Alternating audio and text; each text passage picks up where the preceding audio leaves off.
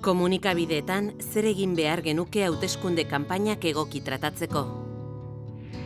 Emakumeak sartu informazio politikaren eta hedabide bakoitzaren ildo editoriala definitzeko fasean. Emakumeen sinadurak sartu iritzien eta kolaborazioen argitalpenean.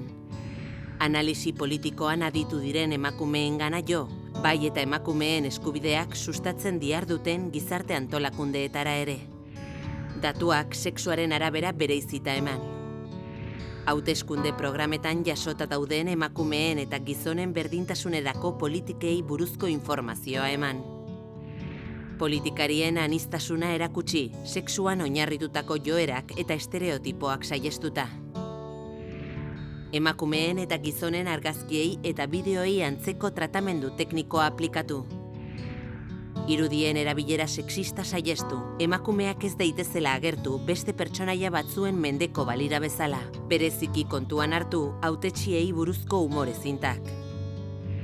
Hizkera berrikusi eta alde batera utzi generiko maskulinoak eta femeninoak eta beste erabilera sexista batzuk.